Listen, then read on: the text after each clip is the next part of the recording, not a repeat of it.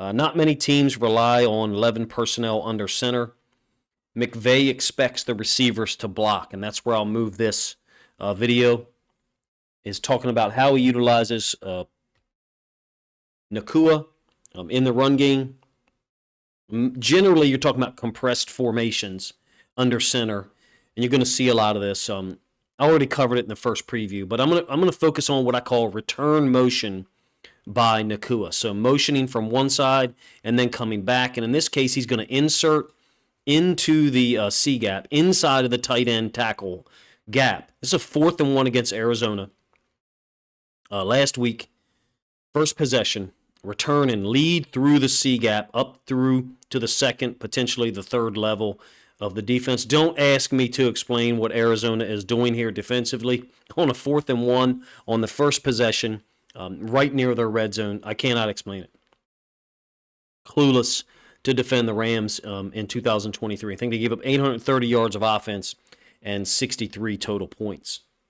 But nonetheless, you get an idea of this return motion. We'll call this the foundational play. You get a nice combo on the 3 technique, which is typical. Base block out on the edge defender, Ojulari. Nacua folding inside to go work up to the second or third level. Linebackers trying to figure out which gap the running back is going to fill. Nacua is basically serving as a fullback here. When you insert someone into a gap, you have now created 2 gaps where prior to that player inserting into that gap, there was only 1. That's why the fullback was used for so many years. In this case, Mcvay is doing it with a rookie wide receiver who I think has almost 80 catches. Pretty unbelievable, pretty cool to watch. It's what makes the film of that guy really fun to watch. Compressed formation, 11 personnel, under center, run, right? Well, the return motion is actually often a pass play. In this case, it is. It's a 3rd and 2 against Arizona. Same setup. Running back going opposite of the return motion. So when I say opposite the return motion, I mean opposite the final delineation of the motion. So Nacua's final delineation is down here. Tight end engages the edge defender, which I think is Zaven Collins, one of my favorite young players to watch. I have a lot of film of him saved up. Same route concept that you'll see here in a moment. Touchdown to Higbee. Stafford hits the tight end out in the flats. First 6 yards. So you see the 2 foundational plays here, the run element and then the pass play built off of it. That's the Mcvay offense. In a nutshell, I guess it's not limited to those 2 concepts by any means at all, but I think that illustrates the conflict that he puts you in.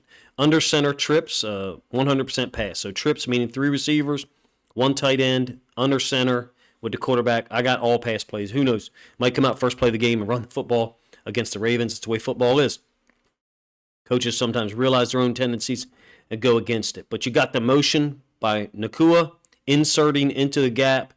Basically, it's a flood concept. Now, from a conceptual standpoint, I would just call this triple option. It's a boot by the quarterback. Someone's got to be responsible for him. Tight end chipping, releasing out to the flats. Nacua in motion. I mean, we would just call this triple option, but it's a pass play. So, but conceptually, it's got to be defended in the same manner. You got to have someone for each of these 3 players. In this case, the Rams don't. The Cardinals don't. Stafford is able to find the guy who's open. Higbee, easy touchdown. You got the boot. You got the run play. Effective stuff. Flood on the return motion by Nacua. Flood is going to bring 3 receivers to the downside of the field, bottom side of our screen. Completion to the running back. Ojulari is struggling to keep up. 11-yard gain. Notice that Nacua and the tight end are blocking up at the top side of the screen, top side of the field.